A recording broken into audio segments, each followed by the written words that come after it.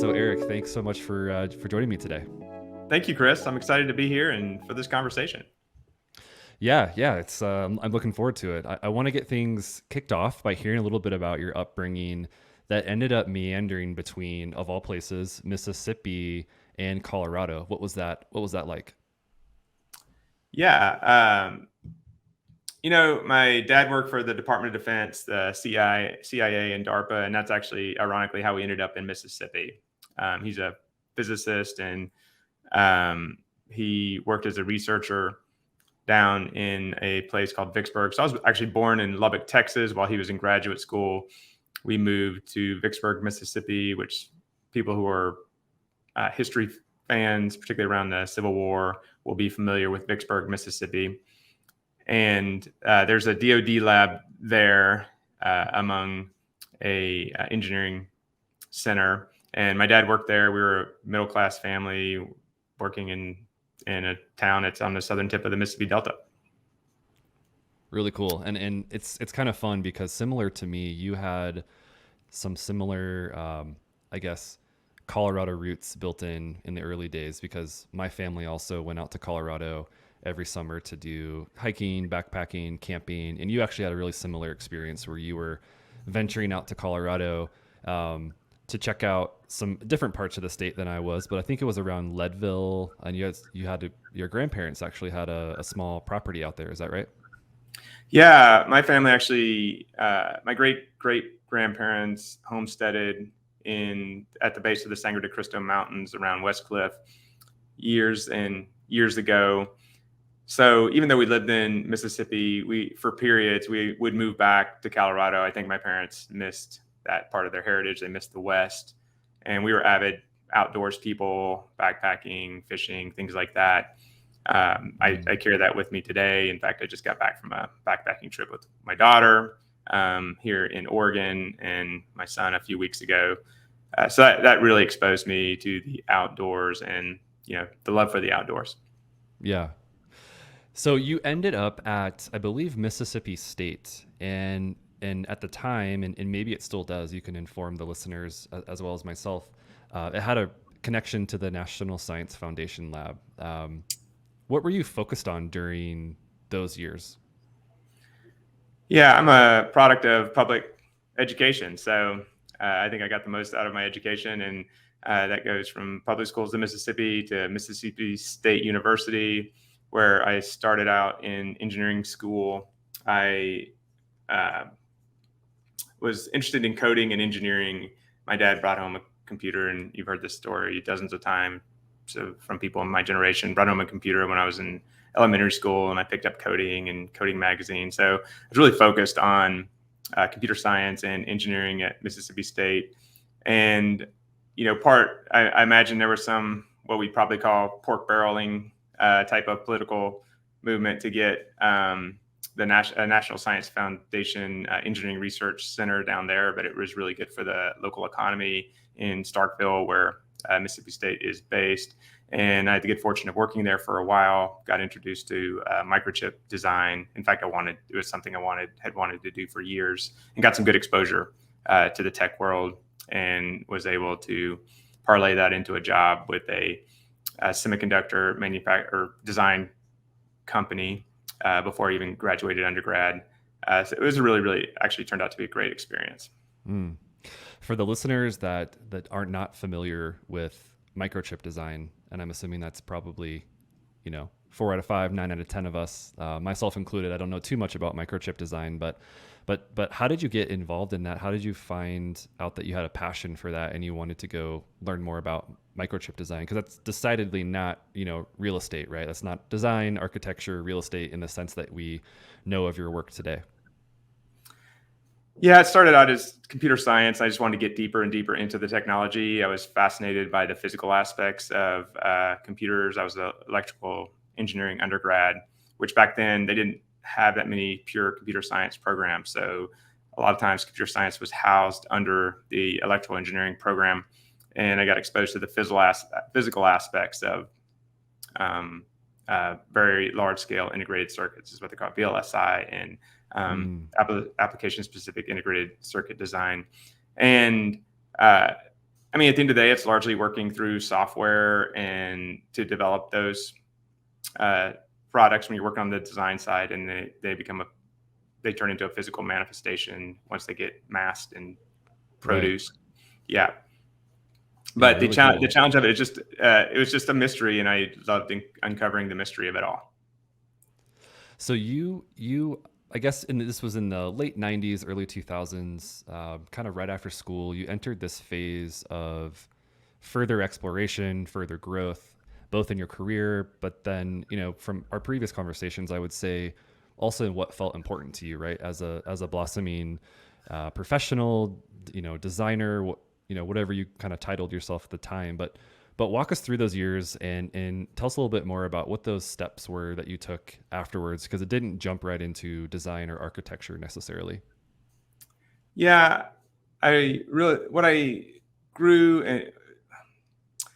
guess my passion evolved into joy for projects and working on microchip projects. They're kind of a 2.5, 3 year time frame. Multi-million-dollar projects. You work with a team very closely over a period to deliver something. And there's just kind of that, if you're into sports, it's kind of type 2 fun. It's kind of hell while you're doing it, but you look back and you say, wow, okay, I enjoyed that. So I was into type 2 fun of grunting through the work and then producing a product and being really satisfied with having gotten through that. Yeah.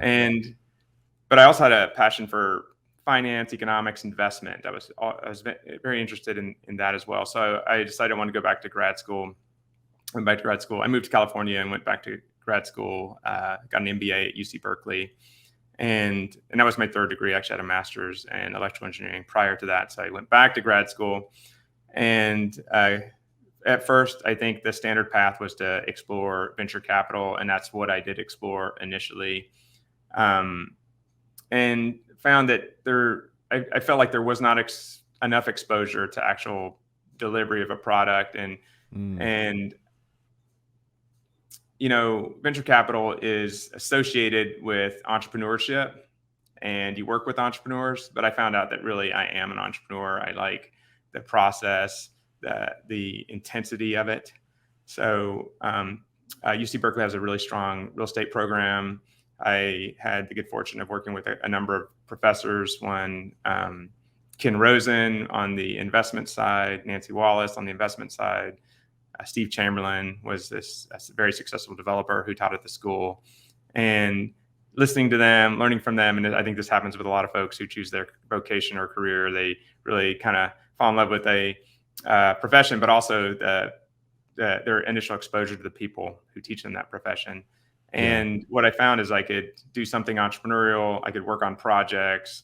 I could work in the built environment. I could influence the sustainability and the environment of communities, the sustainability of communities, and still work on my projects. And working in real estate for the long term, if you're going to survive, you really do need to have a broad understanding of economics, certainly finance, and then legal, construction, architecture, all those things excited me put together.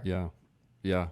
Before we jump into the business that you've built at UD+P, let's talk about the fact that when you went to Berkeley, you didn't know what development was, right? You didn't necessarily know it was a thing that people did. I mean, obviously buildings are built and things are designed, but it's always fascinating to me with, founder stories and hearing the really early days of how the connections were made. And it sounds like for you, that was a really important time period for you to sort of see how all of those things came together between design and finance and some of these other themes.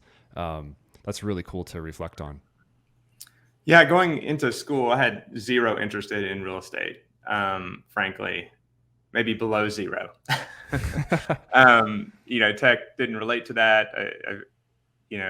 I probably thought tech was more influential, as I imagine a lot of techies do, being on the forefront of humanity almost is kind of the thought of it, of pushing our capabilities forward.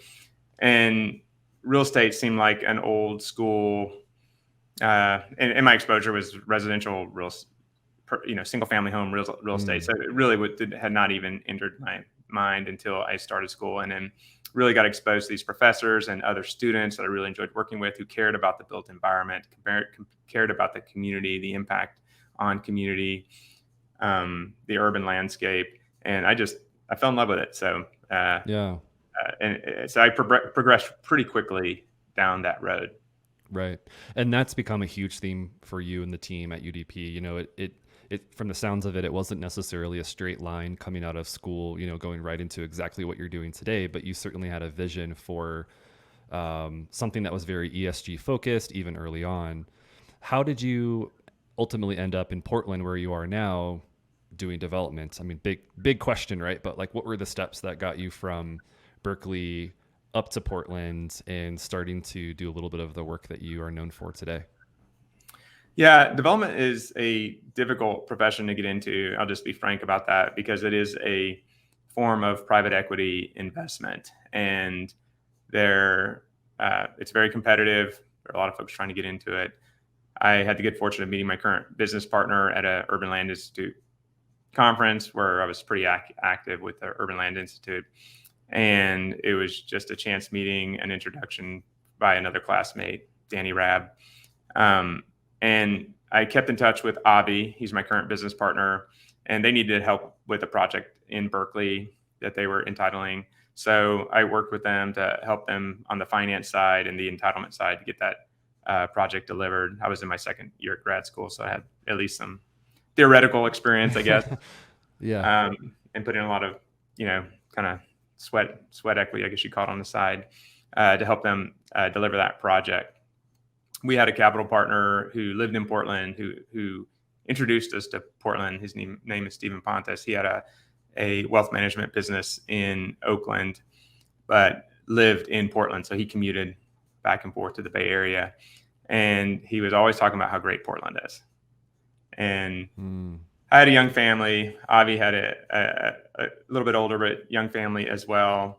And we were looking for our next move. The Bay Area can be a difficult place to raise a family. It's a wonderful place. I enjoy the Bay Area, but was looking for what the next move might be. And so Avi and I hatched this plan to come up to Portland and explore opportunities up here. And after several visits, we just pulled up stakes and came up. So Stephen, Avi, and I started a company here in Portland back in 2006.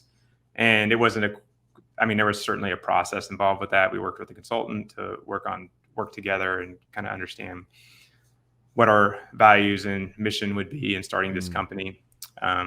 Stephen and Avi Stephen was certainly much more experienced than me. So he knew much more, and his guidance really kind of led our launching on a good path.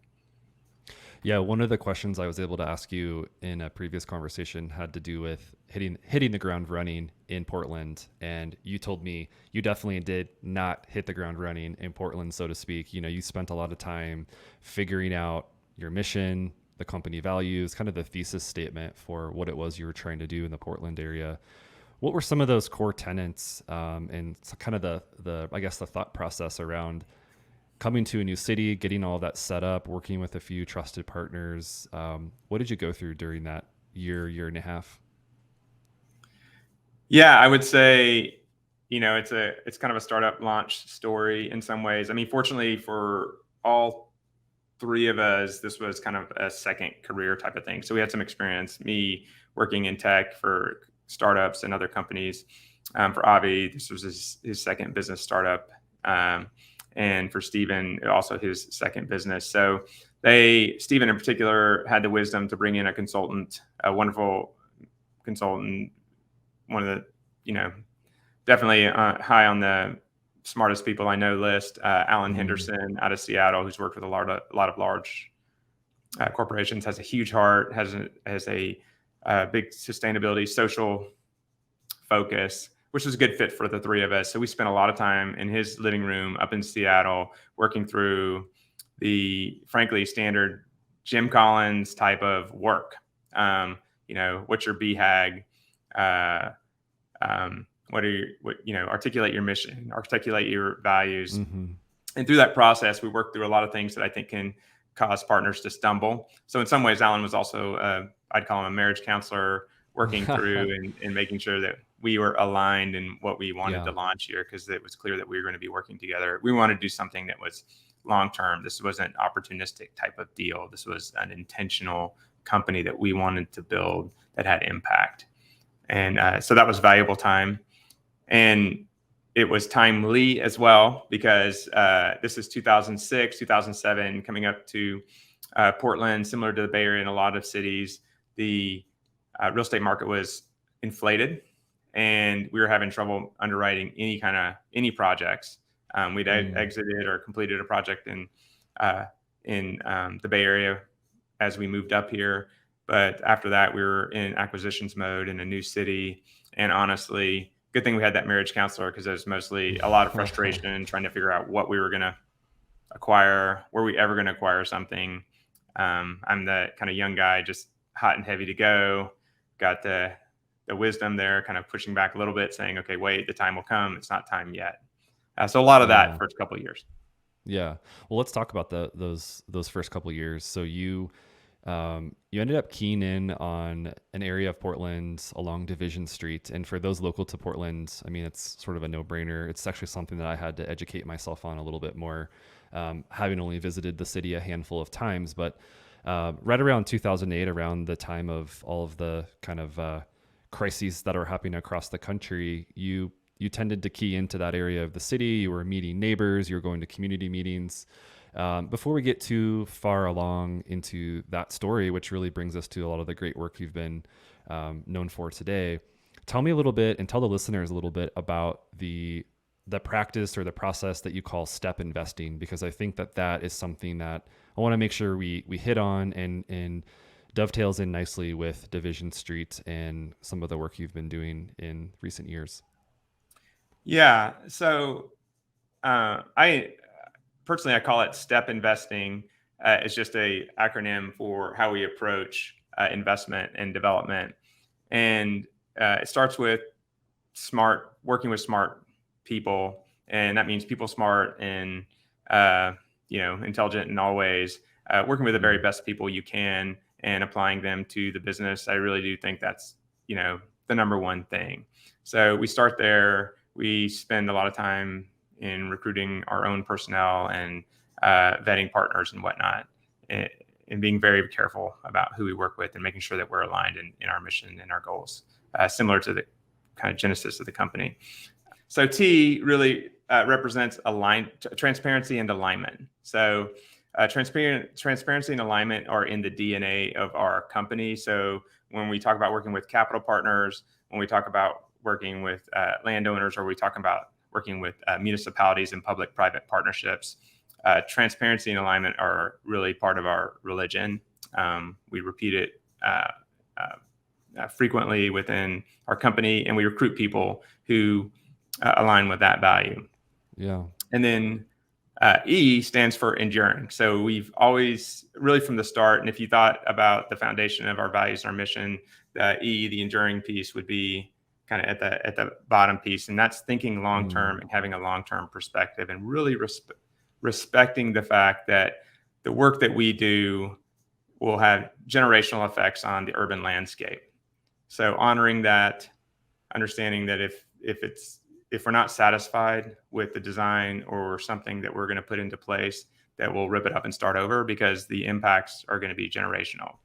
And that enduring component overlaps in many ways, because our feeling is that when you have a long-term perspective, you can align a lot of interests that otherwise don't align and might be adversarial. Yeah. And that includes community, neighborhood, partner, sustainability, all of those things. When you can put people in a place where they can look out towards the horizon, it inspires them to work together in a different and more productive way, including with capital partners who, real estate is a capital intensive business. So you do have to produce a sustainable return in the private market. So those need to endure as well. And so that's the last piece, is profitable. We need to produce a competitive profit for our capital partners in order to continue to capitalize these projects. Yeah. So for the listeners, again, kind of circling back to this area of Portland, it's Division Street. Tell the listeners about that area. And it would be kind of cool, I think, to reflect on the then and now of Division Street. So, gosh, I guess that would be 15 years ago now, just about. What was Division Street like when you were first kind of poking around and having conversations in the neighborhood, and how has it changed almost 15 years later? Yeah, it was. So one thing that is so lovable about Portland is it has all these old streetcar neighborhoods and centers that the city has done a really great job of preserving. So when you come to Portland, particularly on the east side, you think about all of these little walkable neighborhood centers that have their local movie theater, grocery store, different coffee shops, amenities, and they're, maybe 12 blocks or so between them. So there's enough density to support that. And it just makes it a wonderful built environment to raise a family. And so we lived in the central east side, and Division Street was also a streetcar street years and years ago, but it had not been preserved as a kind of center. So what happened is decades ago, Robert Moses type of plan, and I think he was actually a consultant on the project. There was a plan to run the Mount Hood Highway right down Division Street. And as part of that process, there was a condemnation and a slow to development of the planning, maybe not down zoning, but certainly maybe down zoning and no zoning. So the street never evolved like some of the other streets that make Portland such a lovely place to live. And it certainly had, and I don't want to say it didn't have a lot of wonderful characteristics. I mean, there's several bars there and other fun little restaurants in there, but not much had happened. It was mostly kind of auto repair shops, and it wasn't very walkable at all. Yeah, I just kind of imagine like auto shops, consignment shops, maybe a seedy person or two or three or four walking around, like a place that you wouldn't necessarily want to like go walk with the kids at that point. Absolutely. So it wasn't necessarily family friendly. The way I kind of gauge a neighborhood is if you're walking with a toddler and the toddler can, run 10 yards or, as they frequently do, 5 yards ahead of you, and you're not, your heart rate doesn't raise, then it's a good neighborhood and it's a walkable neighborhood. And it wasn't that at the time. Yep. So, stepping back, when we entered Portland, we were inspired to really develop and create a neighborhood, transform a neighborhood in a positive way. And so we looked broadly. And at the time, Division Street looked like an opportunity. They'd finally kind of recovered from this Mount Hood Highway planning debacle and had begun to upzone the street to such that it was similar to Hawthorne and Belmont and some of the other beloved streets in East Portland. So we developed at that point a plan for how we might acquire property and build very, I'd say, community-friendly street activation type of projects up and down the street. I spent, well over a year canvassing the street, door to door, sending letters, meeting property owners, going to community meetings, contributing to what they call the Main Street Plan for Division Street. I really got into the weeds with that neighborhood. Yeah. And one of the, I guess, I don't want to say one of the areas, but I would say a very main focus, a main area of focus for you and the team really had to do with the area itself and some of the foundational elements that made the neighborhood a really great opportunity, at least in your eyes, back almost 15 years ago. And you had mentioned to me the walkability of Division Street, the access to transit. There were established amenities there, even at the time, even if at the time they weren't all the best, in the world. Another thing that you mentioned to me is keeping an eye out for minimal parking needs and, of course, underutilized land. And it seemed like at the time, Division Street really checked all of the boxes for, kind of the core tenets of what you were looking to build through UD+P.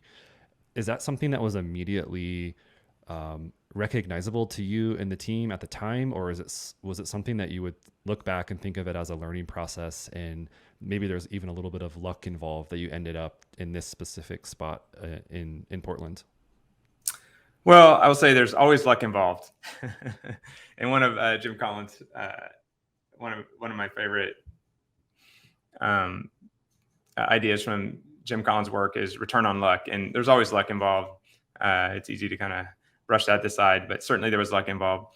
I think we had a really strong vision, so we did, and maybe foolishly slow. So we really we felt pretty strongly that we could get this done, and we could create a urban, walkable, lovely, safe area. And any project at the neighborhood scale absolutely involves the municipality and the city. It's a partnership. You don't want to try to swim upstream from that standpoint. So the city was certainly behind the type of development we were interested in. They started to recognize they needed more residential housing. I think they didn't fully recognize it at the time. We certainly did. We felt very, very strongly that there was underproduction of residential housing in Portland, particularly in rental housing.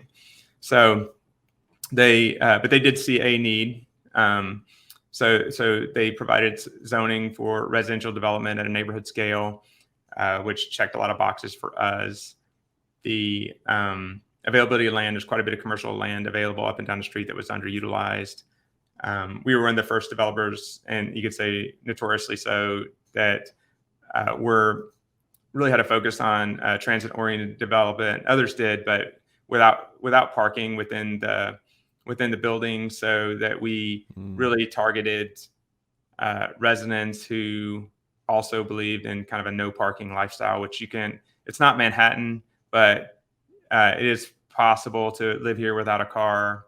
There's quite a bit of savings involved. We even employed a car share program that we had under our ownership, a car that tenants could rent for short periods or a couple days for the weekends, shared among a couple buildings. So it was really a walkable, a pedestrian, no car type of lifestyle that we were promoting. Let's jump into a little bit more. Let's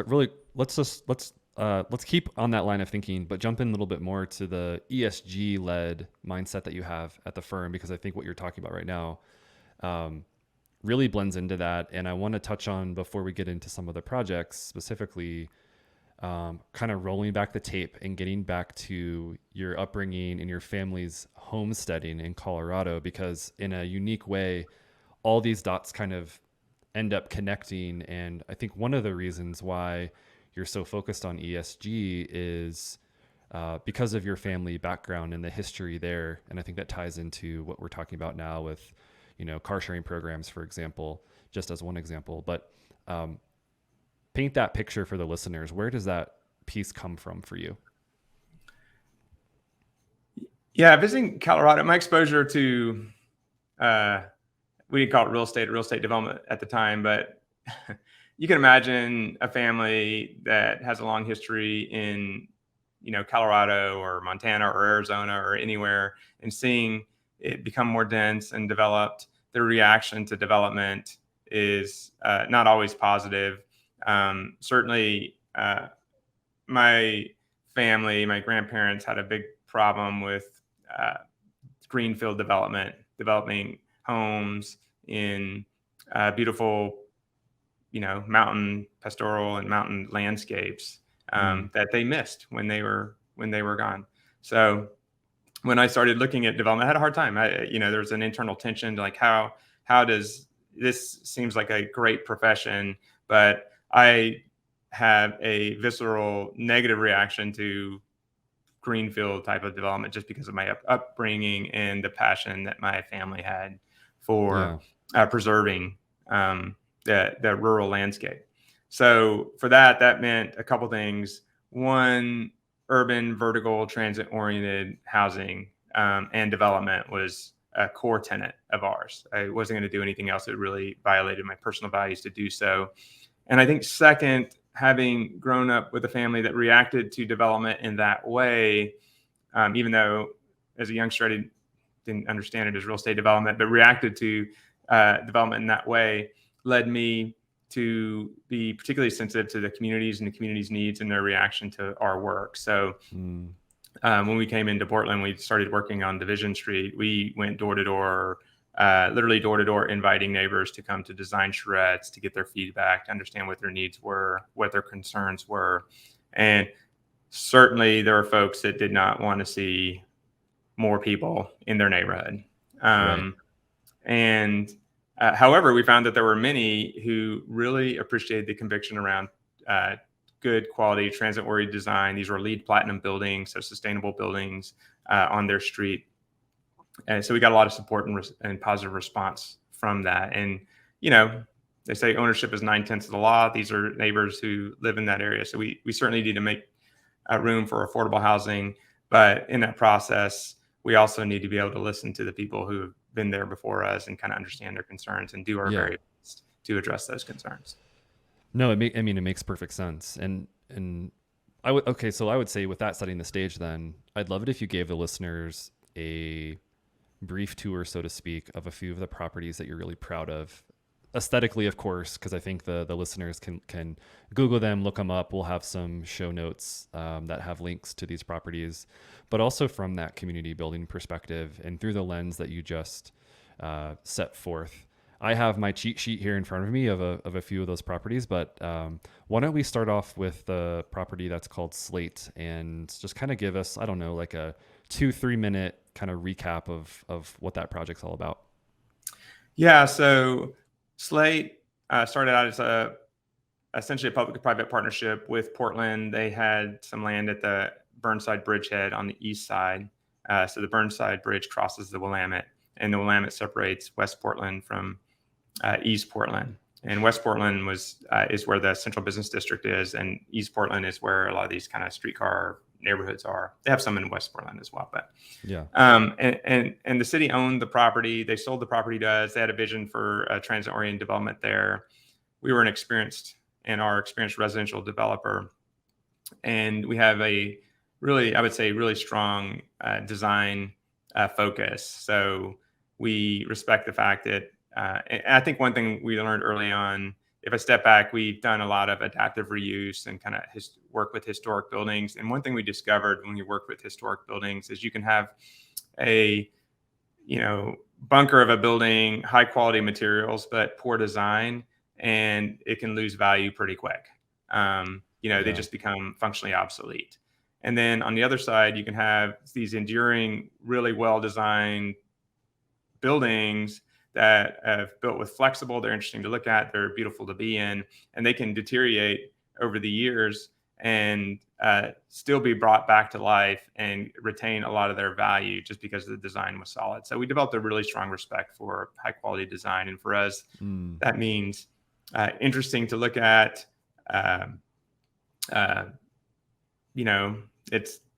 It's a form of art. You're building an urban landscape, but also refreshing and wonderful to be in. The experience of the tenant, the resident, the commercial business needs to be a positive. And, the design extends beyond the actual building itself and into the neighborhood. So we like to think of the neighborhood and how the building fits into the neighborhood as a core component of the design. Because the occupants of the building, their experience certainly includes their experience in the approach to the building as well. So how does that fit in?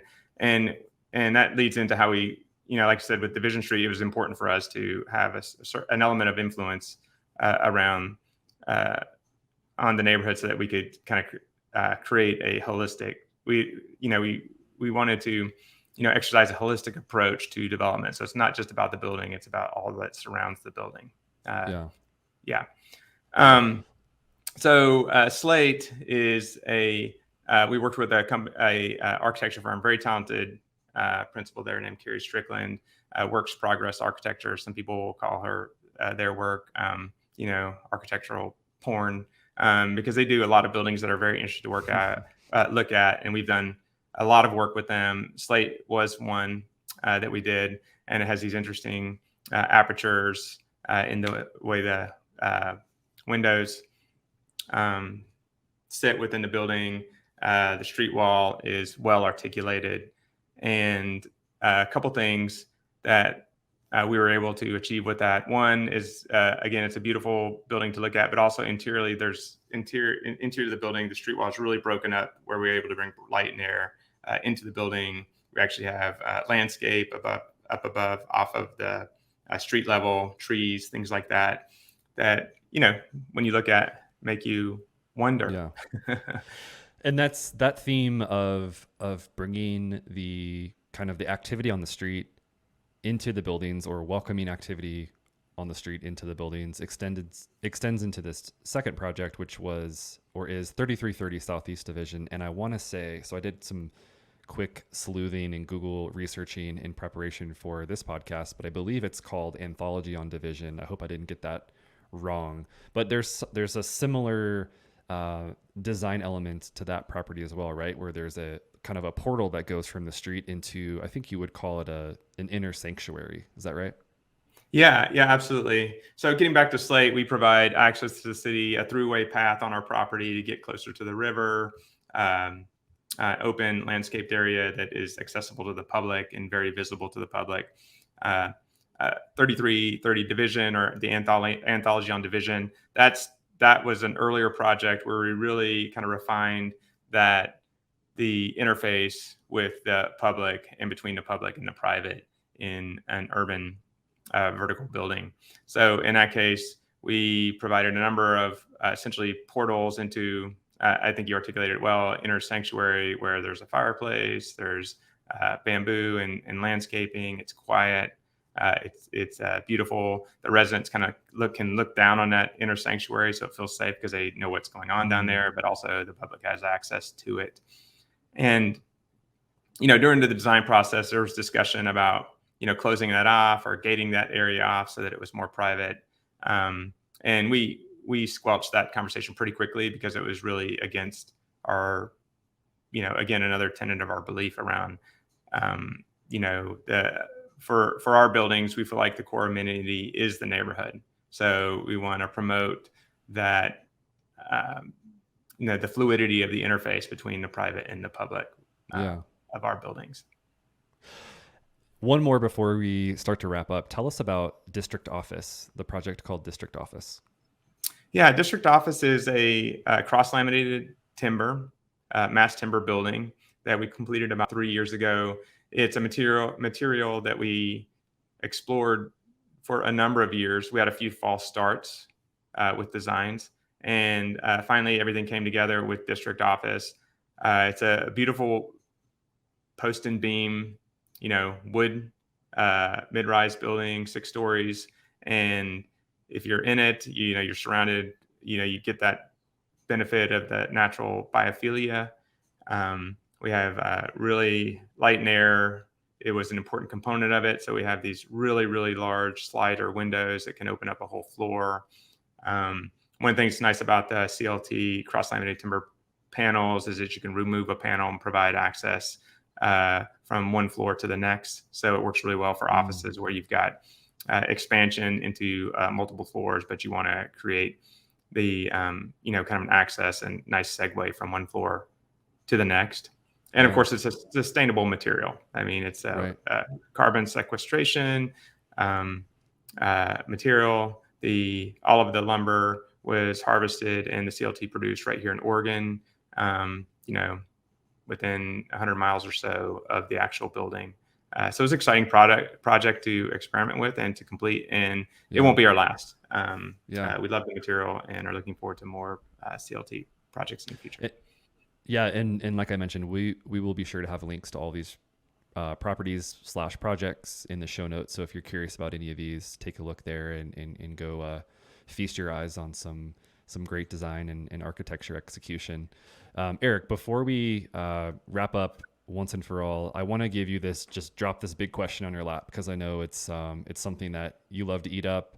I would, after hearing you talk about those 3 projects and some of your background, I'd love to just get your thesis and leave the listeners with your thesis on what you feel like great design is, what you think great development means, and like how that actually plays out for you and your projects from that very first touch point. So I know that's a lot, but I know it's a question you like to tackle. So let me put the mic over to you and see what you think about that one.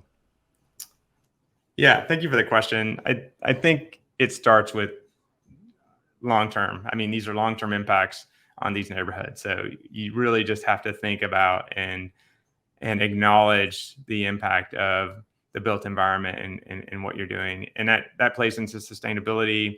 Create a design that will serve the community for 100 plus years. Work with a design that will serve the community 100 plus years. Think about the neighborhood. There are immediate impacts to the neighborhood, and sometimes where you end is influenced very much by where you start. So you don't want to just kind of disrupt what's already built. I mean, there are historical assets within every neighborhood, and you need to study those and respect those, and have those historical treasures really inform what you're doing with the neighborhood. So, for instance, we have a building called Almer, built in Northwest Portland. I am not a fan of new structures that kind of allude to older structures or look like older structures. But in this one sense, it was a historical neighborhood. We built a new building in a historical neighborhood, and it won an Art Demuro Award, which is a local award for historical construction and redevelopment. And it was the first new building to ever win that award.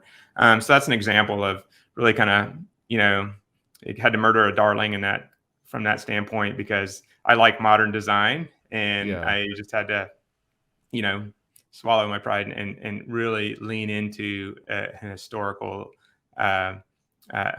design for that building. And I'm really proud of what we did there. It's a beautiful building. It had a great interface with the street.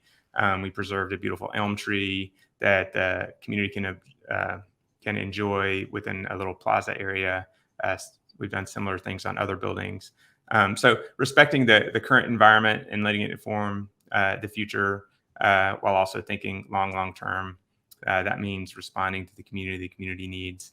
And then finally, also part of that long term is just do something interesting. Every building doesn't have to be interesting. There's a certain part of the urban fabric that does not need to be articulated with a cutting edge design, but certainly the impact on neighborhoods of interesting buildings is real. People are drawn to it. We all seek a sense of awe and wonder, and we can do that through the built environment by creating that mystery and awe and wonder. So that's comes from good design.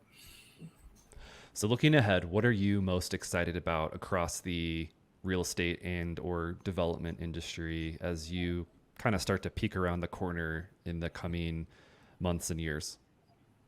Yeah, it's something I inquire about frequently. I think about a lot. I don't think the killer app for development has been built yet.